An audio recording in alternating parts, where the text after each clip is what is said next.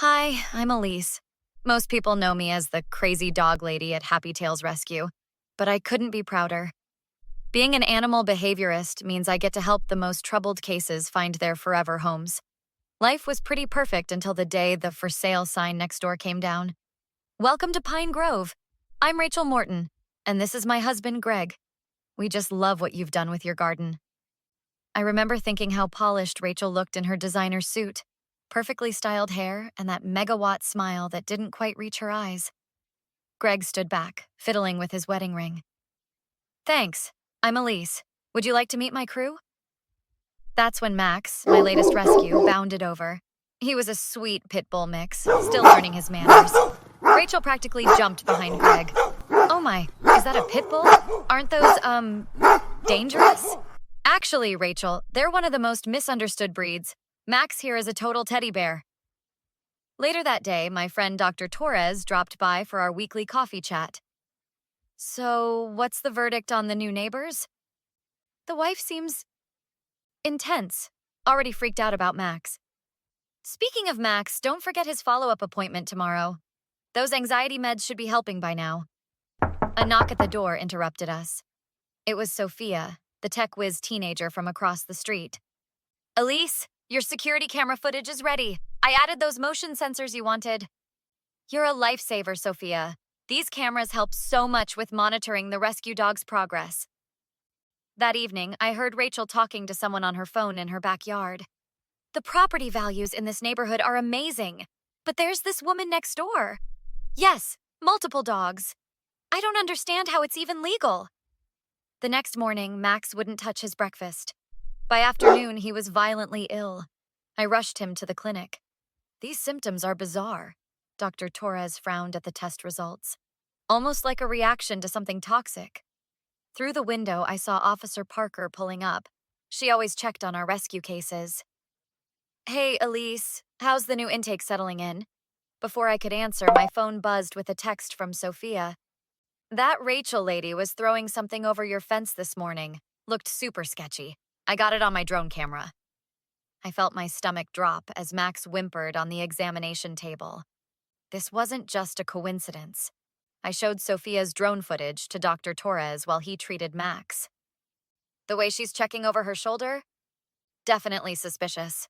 We need better surveillance. Already on it. Sophia pulled out her laptop. I've got these new micro cameras with night vision.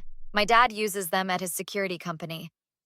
That weekend, we installed cameras while Rachel was at an open house. Sophia positioned them strategically around my yard. One facing each entry point, plus infrared sensors for movement detection. Everything streams directly to your phone. 2 days later, Luna, my senior rescue cat, started showing the same symptoms as Max. The alert on my phone showed why. Rachel tossing meat scraps over the fence at dawn. Dr. Torres, I need you to document everything. The timing, the symptoms, everything. Already started a case file. These toxicology reports show a clear pattern. Definitely rat poison, mixed with something else. Through the shared fence, I heard Rachel on another call. Yes, I'm telling you, it's affecting property values. Dogs barking at all hours, cats everywhere. What do you mean you can't help? I pay enough HOA fees.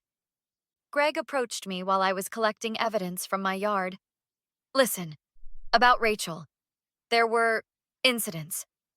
At our last place, the neighbors' pets kept getting sick. And you didn't think to mention this earlier? She promised she'd stop. Said it was just stress from the move. My phone buzzed with another alert. Rachel was in her backyard, mixing something in a bowl. Check this out. Sophia enhanced the footage. That blue box in her hand. It's rat poison. Same brand they found in the last case. What last case? I did some digging. 3 complaints about suspicious pet deaths in their old neighborhood. Nothing stuck, but I took everything to Dr. Torres. He examined the tainted meat samples while updating his reports. This is methodical. The poison's mixed with liver pate to mask the taste. She knows exactly what she's doing. More security footage showed Rachel making calls from her car, probably thinking she couldn't be recorded. Those animals need to go. I don't care what it takes. No, you don't understand.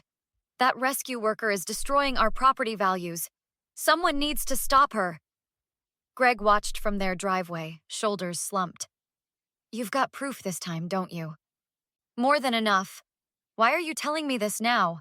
Because last time, a whole shelter of cats died after she reported them for noise violations. Nothing could be proven, but I can't let it happen again. The next morning, another alert. But this time, we were ready. The cameras caught everything. Rachel mixing the poison, checking for witnesses, the whole ritual. Time to make this count. Officer Parker arrived with a team of investigators to review our evidence. This is bigger than just harassment. We're looking at multiple counts of animal cruelty.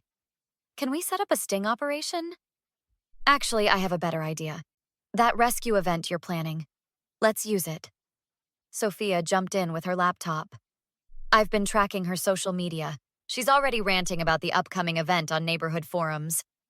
The plan came together quickly. Dr. Torres created a fake event poster.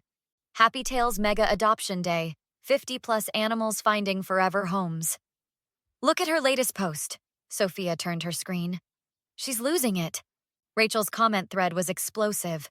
This neighborhood is going to the dogs, literally. Property values will plummet. Someone needs to stop this madness.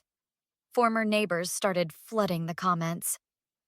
Isn't this the same Rachel Morton from Oakwood Hills? Our pets got sick after she moved in. Wait, she was in Cherry Grove before that. 3 dogs died mysteriously. Officer Parker coordinated with other precincts. We've got reports from 3 different districts. Same pattern, same timeline. The morning of the event, police positioned themselves strategically around my property. Sophia's cameras were rolling. Target is approaching the fence line, crackled the radio. Rachel appeared with her signature bowl of tainted treats, but this time she had a bigger plan. Multiple units, stand by. She's spreading the poison near all designated pet areas. You're surrounded, Mrs. Morton! Put the bowl down and step away from the fence! Rachel froze, poison-laced meat in hand.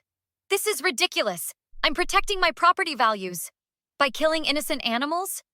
They're not innocent. They're nuisances, destroying everything I've worked for. As they cuffed her, more neighbors emerged with stories. She threatened to handle my therapy dog last month. She told me my cat would disappear if I didn't keep it inside. Greg watched from their driveway as local news vans pulled up. I found her search history. Untraceable pet poison. How to kill animals without getting caught. She needs help. Dr. Torres arrived with files from other vet clinics. 15 cases across 4 neighborhoods, all following Rachel's real estate listings. The story exploded online. Sophia tracked the spread. It's everywhere.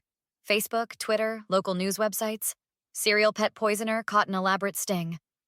Officer Parker added another charge to the list. Just got confirmation. She's connected to that shelter fire in Cherry Grove. Insurance investigator found accelerant traces. Rachel screamed as they led her to the patrol car. Those animals were destroying property values. I was protecting our investments. Greg, tell them. But Greg just turned away, pulling out his phone. Yes, I need a divorce attorney. Immediately. The courthouse was packed for Rachel's arraignment. Local news crews swarmed the steps as the real estate board president made a statement. Effective immediately, Rachel Morton's license is permanently revoked. Our industry has zero tolerance for criminal behavior. Inside, Rachel sat in her orange jumpsuit, her perfectly styled hair now a mess of roots and split ends. 27 counts of animal cruelty, 1 count of arson, multiple counts of harassment. Those animals were a nuisance. I was protecting our neighborhoods. The judge banged his gavel. Mrs. Morton, 1 more outburst and you'll be removed. During recess, Greg approached with his lawyer. The divorce papers are filed. I'm also providing evidence about the other neighborhoods. You'll regret this. Everything I did was for us. No, Rachel. Everything you did was for your twisted obsession with property values. Sophia nudged me, showing her phone. Check this out.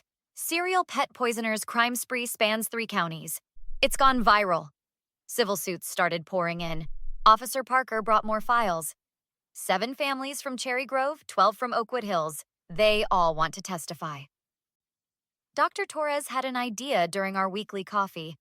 We should create something positive from this. What about a neighborhood pet protection network? That's how the Community Pet Watch was born. We trained volunteers, created emergency response teams, set up surveillance networks. Sophia designed an app for it. Users can report suspicious activity instantly. We've got 50 neighborhoods signed up already. The day of Rachel's sentencing, her lawyer tried one last plea. Your Honor, my client recognizes they were just animals. Property values matter more than some mutts. The judge wasn't having it. Mrs. Morton, your systematic torture of innocent creatures and complete lack of remorse is disturbing. 5 years in state prison, followed by 10 years probation. You're permanently banned from living in residential neighborhoods. As they led her away, Greg made his own announcement. I'm donating the proceeds from our house sale to Happy Tails Rescue. The real estate community blacklisted Rachel completely. Her former broker called me. We're filing lawsuits for every fraudulent property disclosure she ever filed. She'll never sell a doghouse in this state again. A month later, we hosted the first Community Pet Watch training session in my backyard.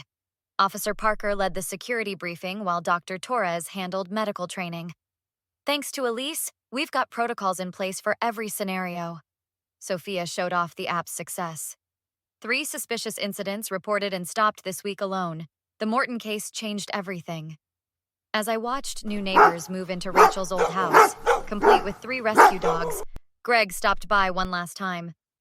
The divorce is final. She's being transferred to a prison upstate. Apparently, even the prison staff complained about her attitude toward the K-9 units. Perfect karma. What would you have done if you were Greg? Would you have exposed Rachel earlier when you first noticed the suspicious pet deaths in your previous neighborhood? Or would you have stayed quiet to protect your marriage? Share your thoughts in the comments. And while you're thinking about it, was Rachel's punishment harsh enough? Some say prison time for animal cruelty is too much. Others say she got off easy. What do you think? If you enjoyed this true revenge story, hit that like button and subscribe for more stories about karma catching up to toxic people. New stories every week.